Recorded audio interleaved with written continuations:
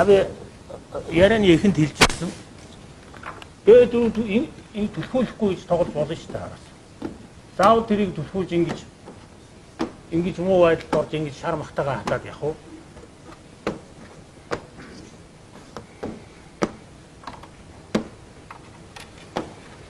За дахиад явъя.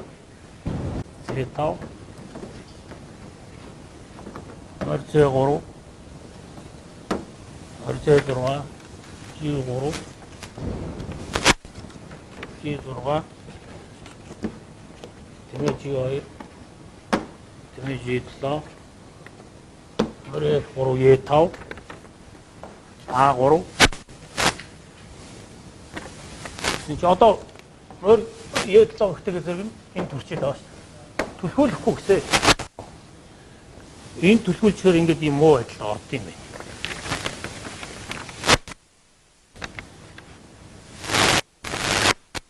Үгс.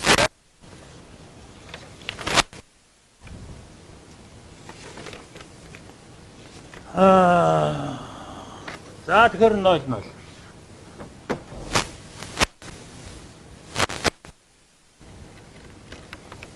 За нөгөө морой гарсан. Эдлээ. Мори.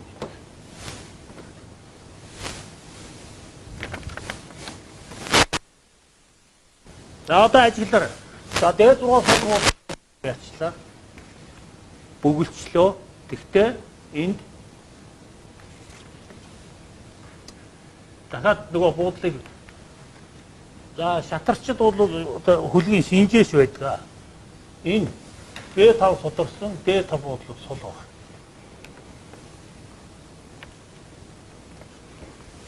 Орц C2.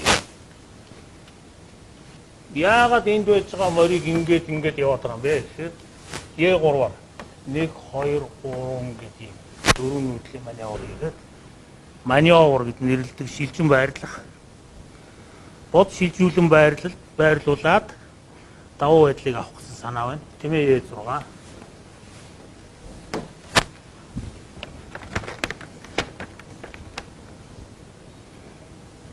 Тэмээ мор E3. За 0-0. За энэ бол бүгд нөгөө гарааны дүрмийн дагуу бодгол, ноён сэлгэх, нөгөө төвийн буудлуудыг эзлэх. За тэгээ бодыг хөллөхтэй бол энд нэг юм бяцхан тайлбар өгч. Яагаад А3 хөллөхгүй байгаа юм? Гарааны дүрмэн дотор заалт байж байгаа. Морийг юм уу бодыг заавал төв рүү хөллөх юм гэдэг. Тэрнтэйгээ холбоотой. Төв рүү хөллөж төвийн буудлыг. Тэр нь юутай холбоотой юм? Нэгдүгээр заалтан дээр чинь төвийг эзэлсэн тоглолтын санаачлагыг авдаг гэсэн байна. Тэрнтэйгээ холбоотой төвийн дөрвөн буудлын төлөөх тэмцэл яваад.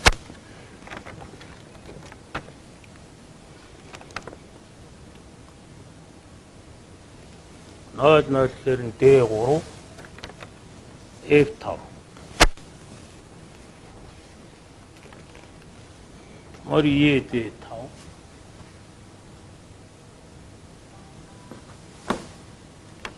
Рояштай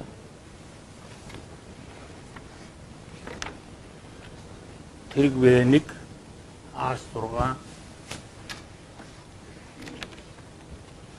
тэмээ D2 бодны хөллөгөөний дүргээр тэрэг В8 B4 тэгэхээр байгаа. B4 AB мор B4 C мор B4 C мор B4 CB тэрэг B4 D5. За ингэ орч. За нэг юм байрлал байна. Энэ бол хавцсангуй явсаар байгаа тэнцсэн байгаа. Хараас амжилт олж А5 төрсөн. За тэгвэл хар талаас нь дахиад нэг амжилт олсон үргийг харуулчих. Тэгээд цагаан нь бүр яаж давуулах юм харуулчих.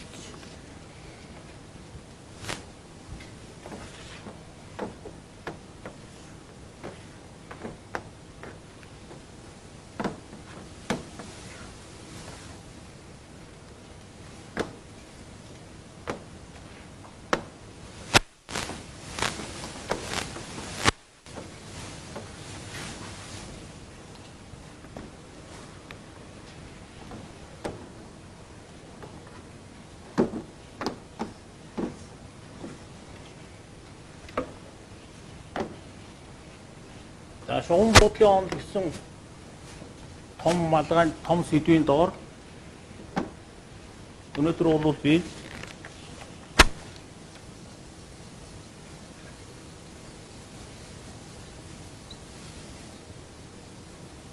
шугам буудлын онд.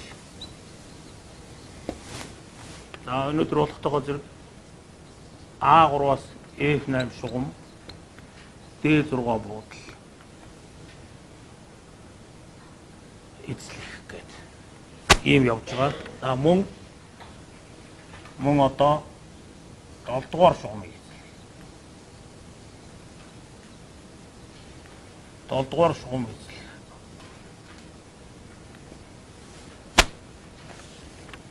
За ийм сэдвэр явж байгаа. За Котын Александр Котын бичсэн Как стать гроссмейстером гэдэг ном байгаа. Манайх орчуулсан шиг л яаж хийх маш болох вэ гэдэг. Тэрэн дотор 7 дугаар шугамыг эзлээ гэсэн дүрэн байж байгаа. Тэнд бас 18 жилүү 20-од байрлалын давууг тодорхойлдог характеристик шинж тэмдгүүд байгаа.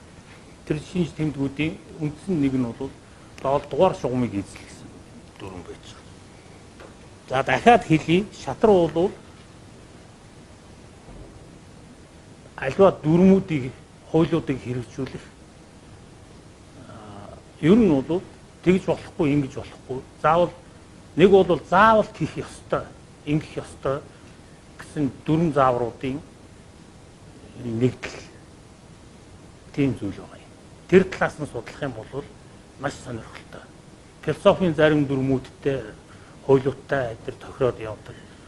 Байгалийн шинжилгээ ухааны ямар ч байгалийн шинжилгээ ухааны дотор байж байгаа хуулиуд, үйлчлдэг дүрм журмууд, математикийн теорем, янз бүрийн аксиомууд эдгээр байгаа. Тэднэртэй бол одоо адилхан үйлчлдэг. Ойлголтуудыг энэ тэнцүү хэмжээнд өгч чаддаг. За Эйнштейний онолын харьцангуй онол байгаа. Эйнштейний харьцангуй онол бол хүн төрөлхтнийг тэр чигээр нь өөрчилсөн. Хүн төрөлхтөн чинь хөгжихдээ ерөөсөө хэдхэн тэргүүний сэтгэгчдийн толгоон дээр түшиглэж амьдрдаг шүү дээ.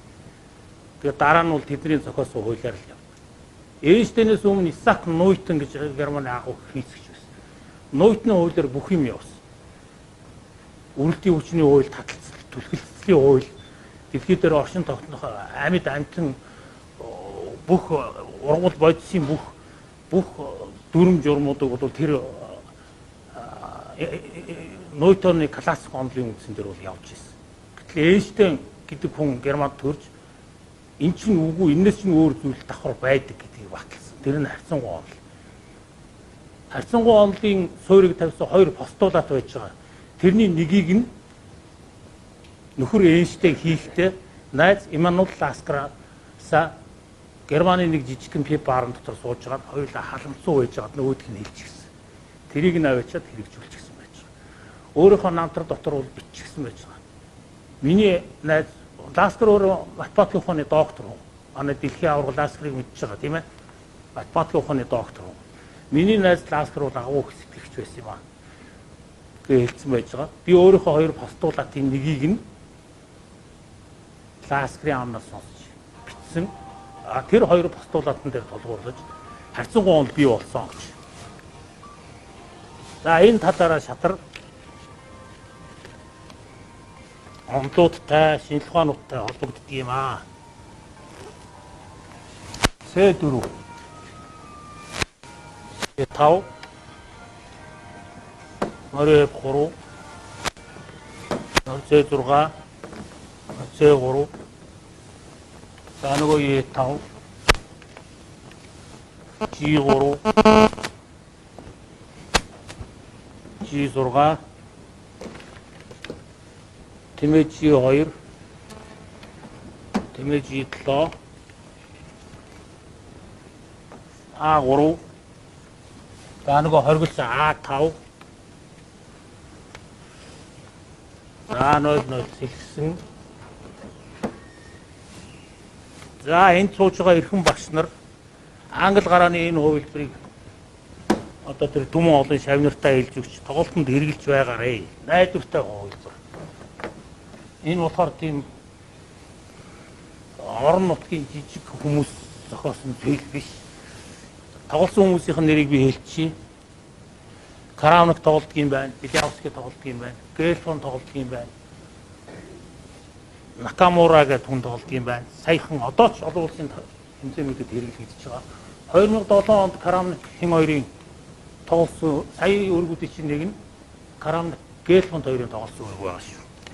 Их хоёр нь болоод харчаарэ.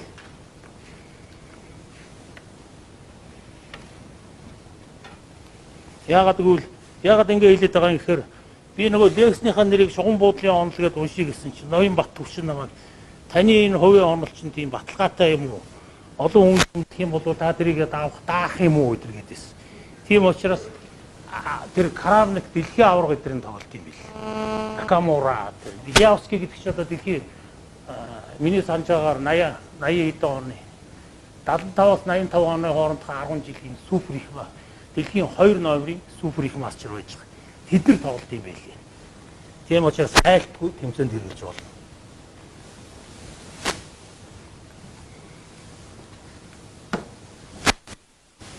Тэмээ 6 Морь C2 би энэ Морь F3-аас Морь E1, Морь C2, Морь E3, D5 гэдэг маневрыг юусэн мэдтгүй байсан. Тэгээд би 3 жилийн өмнө хагас гişээ дээр тоглож байгаа. Болдоо гэдэг нэг хүүхдүүд гэдэг чинь манай багш нь байна уу? Болдоо гэдэг өндөрдүүл тий. Тэр болдоод би өгтлээ хожигдсон. Тэгэхээр би шатрыг алдаа гэж хэлсэн тийм ээ. Алдаа хийх бол амжилтын үндэс. Хэрвээ тэгж сайн хожигдоогүй бол энийг үзэхгүй байсан. Хаширсан байгаа үз. Одоо би болдоотой заналтай байгаа. Хүрээд ирэх юм бол би энийг хийх гэж байна. Тэгэхээр нөхөр болдоо энийг сонсоод намайг энийг хийн гэдгийг мэдэж байгаа сайн судлаарай. Би яг энийг хийн шүү. Төрсөн. Тэр нь ийдсэн Морь C5 ийдсэн Тэмээдээ 2 хөлсөн.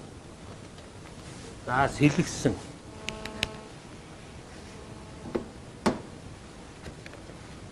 Морь E3.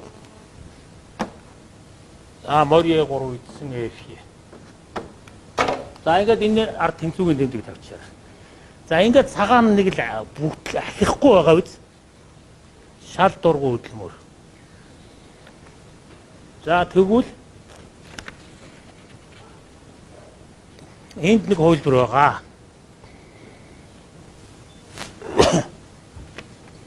За энийг явууч. Тэр нэг тоглохдогоо зэрэг үе яадаг шээ. За одоо ерөөсөө энийг хийхтэйгээ зэрэг.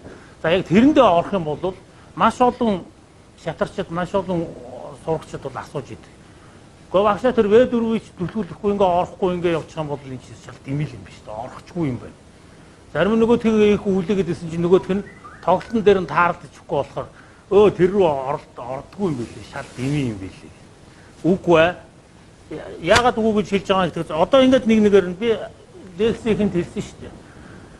Хоёр хүний тэмцэл байдаг ухаан санаа. Тийм учраас нөгөөд чинь нөгөө хувилбараа хийгээд тоглоод амжилтанд хүрээгүй ч бай, хийхгүйгээр хадгалагдаад байсан ч бай, англи гараагаа үргэлжлүүлээд судлаа. Энэ бол гараа бүтнээр нь эзэмшхийн их үнцийг тавьждаг.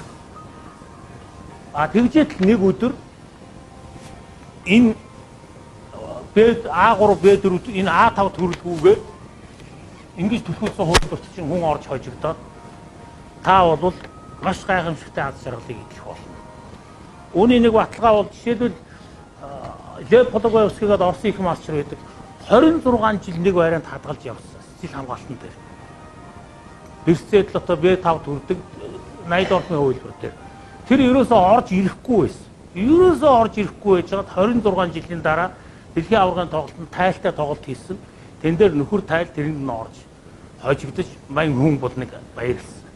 Тэгэхээр хэзээ нэгэн цагт бол үр дүнгээ өгдөг.